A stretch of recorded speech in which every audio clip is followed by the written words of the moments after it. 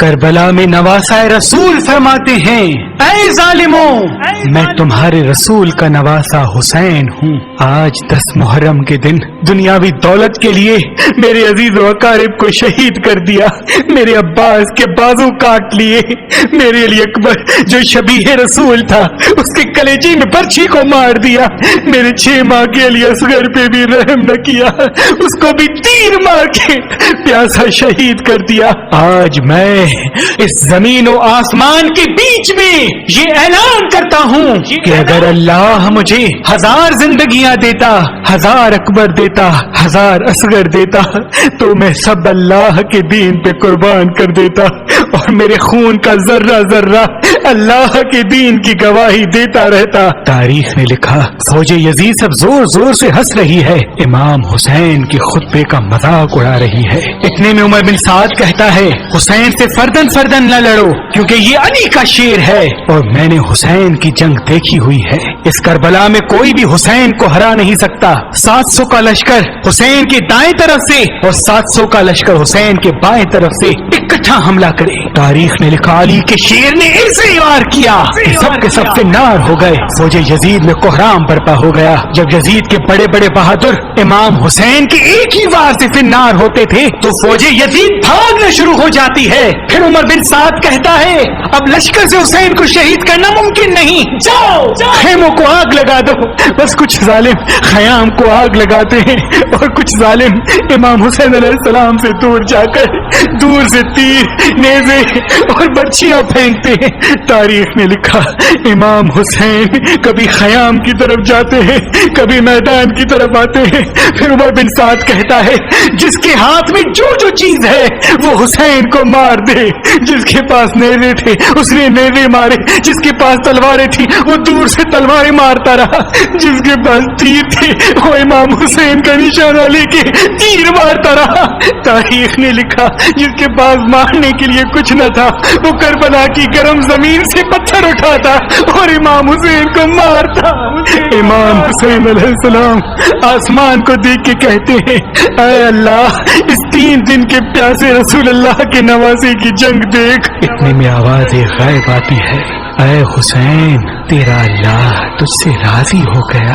مولا حسین ذوالفقار کو روک دیتے ہیں اور ظالم مسلسل امام حسین کو نیزے اور تیر مارتے رہتے ہیں.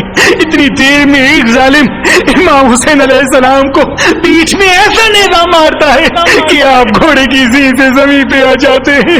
تاریخ نے لکھا امام حسین کے جسم پر اتنے تیر تھے کہ امام حسین نہ گھوڑے کی زین پہ تھے نہ زمین پہ تھے. فوج یزید میں خوشی کا ماحول برپا ہو جاتا ہے. سب زور زور سے کہتے ہیں کہ ہم نے نواسہ رسول کو شہید کر دیا. اتنے میں شمر کہے دیکھ کیا رہے ہو, جاؤ حسین کا سر کاٹو.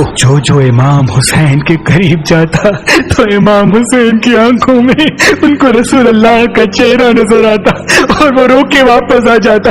شمر کہتا ہے رو کیوں رہے ہو, یہ حسین کا سر نہیں بلکہ یہ سوچو کہ اس سر کے وزن جتنا سونا ہمیں یزید دے گا. بس قریب آتا ہے اور امام حسین علیہ السلام کے گلے پہ خنجر رکھتا ہے. دیکھتا ہے کہ امام حسین کچھ کہہ رہے ہیں. جب سننے کی کوشش کرتا ہے تو امام حسین کہہ رہے تھے اے اللہ تیرے اسلام کے لیے میں نے اپنا سب کچھ قربان کر دیا.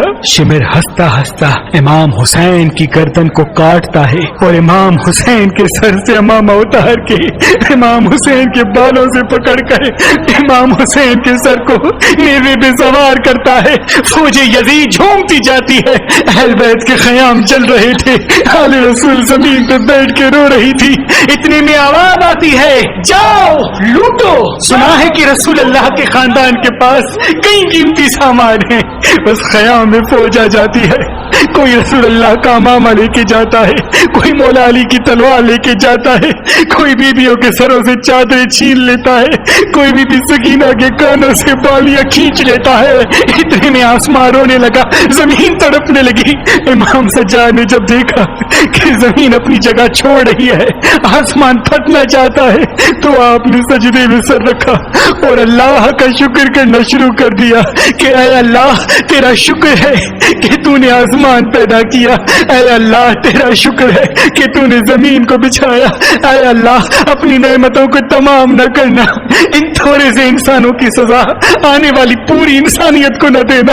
امام سجاد سجدہ شکر کر رہے ہیں اور وہاں فوج یزید امام حسین کے لاشے کو پامال کرنے کی تیاری کر رہی ہے۔ تاریخ نے لکھا کہ عرب کے گھوڑوں کی آنکھوں پر پٹی باندھ کے ان کو بھاری لوہے والے نال پہنائے گئے تاکہ امام حسین کے جسم اور ہڈیوں کو اتنا پامال کریں کہ امام حسین کے جسم کا ایک بھی ٹکڑا نہ بچے۔ سب کی لاشوں کو پامال گاہ پہ بچھایا گیا۔ کوئی کہتا ہے کہ ہم جناب عباس کی لاش پہ گھوڑے نہیں دوڑائیں گے کیونکہ ان کی والدہ ہمارے قبیلے سے ہے۔ کوئی کہتا ہے ہم علی اکبر کی لاش پہ گھوڑے نہیں دوڑائیں گے کیونکہ اس کی والدہ ہمارے قبیلے سے ہے۔ کوئی جناب جون کی لاش لے کے گیا، کوئی حبیب ابن مظاہر کی لاش لے کے گیا، کوئی جناب حر کی لاش لے کے گیا۔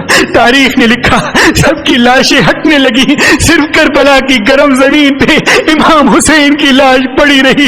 نہ کوئی یہ کہتا ہے کہ یہ فاطمہ کا بیٹا ہے، نہ کوئی یہ کہتا ہے کہ یہ علی کا لال ہے، نہ کوئی یہ کہتا ہے کہ یہ رسول اللہ کا نواسا ہے۔ بس گھوڑے امام حسین کی لاش کو پامال کرنا شروع کرتے ہیں۔ تاریخ نے لکھا گھوڑوں کو اس طرح سے دوڑایا گیا کہ امام حسین کی پسلیاں ٹوٹنے لگی، امام حسین کا سینہ اور پشت ایک ساتھ ہو گئے، امام حسین کی ہڈیاں اور گوشت زمین کربلا پہ بکھرنے لگا۔ اتنے میں ایک شیر آتا ہے، وہ سپاہی شیر کی آواز سن کے بھاگ جاتے ہیں۔ بس امام حسین کی لاش کو پامال کرنے کے بعد فوج یزید جشن منا رہی تھی اور آل رسول جلے ہوئے خیام کی راکھ پر زار و قطار رو رہی تھی۔